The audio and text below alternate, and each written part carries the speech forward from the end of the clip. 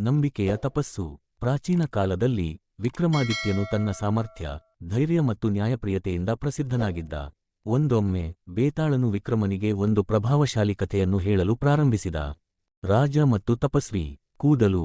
ಮಹಾರಾಜ ವೀರಸಿಂಹ ಎಂಬ ರಾಜನ ರಾಜ್ಯದಲ್ಲಿ ಒಬ್ಬ ತಪಸ್ವಿ ದೀರ್ಘಕಾಲದ ತಪಸ್ಸನ್ನು ಮಾಡುತ್ತಾ ಇದ್ದನು. ಆ ತಪಸ್ವಿ ತುಂಬಾ ನಿಷ್ಠಾವಂತನಾಗಿದ್ದು ಪ್ರತಿದಿನ ಗಂಗೆ ತೀರದಲ್ಲಿ ಕುಳಿತು ಧ್ಯಾನ ಮಾಡುತ್ತಿದ್ದ. ರಾಜ್ಯದ ಜನರು ಅವನನ್ನು ಗೌರವಿಸುತ್ತಿದ್ದರು ಮತ್ತು ಅವನ ಆಶೀರ್ವಾದವನ್ನು ಪಡೆಯಲು ಬರಲಾಗುತ್ತಿದ್ದರು. ಆದರೆ ರಾಜನ ಮಂತ್ರಿ ಈ ತಪಸ್ವಿಯ ಬಗ್ಗೆ ಅಸಹನೀಯತೆ ಹೊಂದಿದ್ದ. ಅವನಿಗೆ ತಪಸ್ವಿಯ ಪ್ರಭಾವ ಅರ್ಥವಾಗಲಿಲ್ಲ.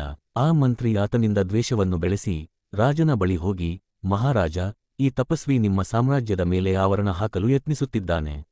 ಅವನ ತಪಸ್ಸು ರಾಜನ ಸಾಮರ್ಥ್ಯವನ್ನು ಕುಂದಿಸುತ್ತಿದೆ ಎಂದು ಕಿವಿಮಾತು ಹೇಳಿದ. ಈ ಮಾತು ಕೇಳಿದ ರಾಜನಿಗೆ ಅನುಮಾನ ಮೂಡಿತು. ಅವನು ತಪಸ್ವಿಯನ್ನು ಪರೀಕ್ಷಿಸಲು ನಿರ್ಧಾರವಿಟ್ಟ. ತಪಸ್ವಿಯ ಪರೀಕ್ಷೆ. ರಾಜನು ತನ್ನ ಸೈನ್ಯವನ್ನು ಕಳುಹಿಸಿ ತಪಸ್ವಿಯನ್ನು ತನ್ನ ಅರಮನೆಯಲ್ಲಿ ಕರೆದೊಯ್ಯಲು ಆದೇಶಿಸಿದ. ತಪಸ್ವಿ ಸಹಜವಾಗಿ ಒಪ್ಪಿಕೊಂಡು ಅರಮನೆಗೆ ಹೋದ. ರಾಜನು ಅವನಿಗೆ ಪ್ರಶ್ನೆ ಕೇಳಿದ, ನೀನು ಮಾಡುತ್ತಿರುವ ತಪಸ್ಸಿನಿಂದ ನಿಜವಾಗಿಯೂ ಏನು ಪ್ರಯೋಜನ? ಇದು ನಿಜವಾಗಿಯೂ ಶಕ್ತಿಯುತವೇ? ತಪಸ್ವಿ ಶಾಂತವಾಗಿ ಉತ್ತರಿಸಿದ, ಧರ್ಮ, ತಪಸ್ಸು ಮತ್ತು ನಂಬಿಕೆ ಶ್ರೇಷ್ಠ ಶಕ್ತಿಗಳು. ರಾಜಕೀಯ ಬಲದಿಂದ ಮಾತ್ರನಲ್ಲ, ನಂಬಿಕೆಯಿಂದಲೂ ರಾಜ್ಯ ಸುಸ್ಥಿರವಾಗಿರುತ್ತದೆ. ಆದರೆ ರಾಜನಿಗೆ ಇದು ಸಹಜವಾಗಿ ನಂಬಲು ಆಗಲಿಲ್ಲ. ಅವನು ತಪಸ್ವಿಯನ್ನು ಪರೀಕ್ಷಿಸಲು ನಿರ್ಧರಿಸಿದ. ನಂಬಿಕೆ ಮತ್ತು ಮರುಜನುಮ. ರಾಜನು ತನ್ನ ಮಂತ್ರಿಗಳನ್ನು ಕರೆಸಿ, ನಾನು ಈ ತಪಸ್ವಿಯನ್ನು ಗಂಭೀರ ಪರೀಕ್ಷೆಗೆ ಒಳಪಡಿಸುತ್ತೇನೆ. ಅವನು ನಂಬಿಕೆ ಮತ್ತು ತಪಸ್ಸಿನ ಶಕ್ತಿ ಹೊಂದಿದ್ದರೆ ಅವನಿಗೆ ಯಾವುದೇ ಅಪಾಯವಾಗಬಾರದು ಎಂದು ಹೇಳಿದರು. ತಕ್ಷಣ ರಾಜನು ತಪಸ್ವಿಯನ್ನೊಂದು ದೊಡ್ಡ ಅಗ್ನಿ ಗಹ್ವರದಲ್ಲಿ ನಿಲ್ಲಿಸಲು ಆದೇಶಿಸಿದ.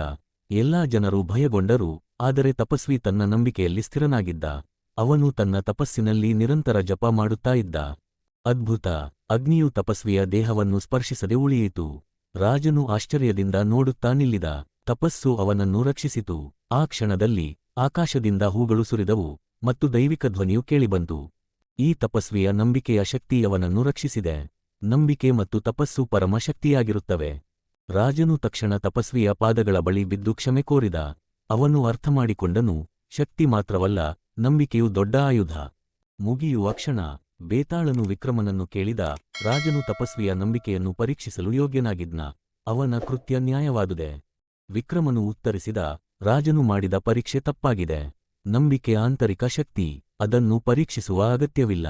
ಆದರೆ ರಾಜನು ತನ್ನ ತಪ್ಪನ್ನು ಅರಿತು ತಪಸ್ವಿಯ ಮಹಿಮೆ ತಿಳಿದು ಕ್ಷಮೆ ಕೇಳಿದುದರಿಂದ ಅವನು ಒಳ್ಳೆಯ ನಿರ್ಧಾರ ತೆಗೆದುಕೊಂಡನು. ಬೇತಾಳನಿಗೆ ಈ ಉತ್ತರ ಸರಿ ಎಂದು ತೋಚಿತು.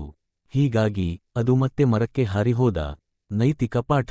ನಂಬಿಕೆ ಮತ್ತು ತಪಸ್ಸು ಜೀವನದಲ್ಲಿ ಮಹತ್ತರ ಶಕ್ತಿಗಳು. ಆಂತರಿಕ ಶಕ್ತಿಯನ್ನು ಪರೀಕ್ಷಿಸುವುದಕ್ಕಿಂತ ಅದನ್ನು ಗೌರವಿಸುವುದು ಶ್ರೇಷ್ಠ.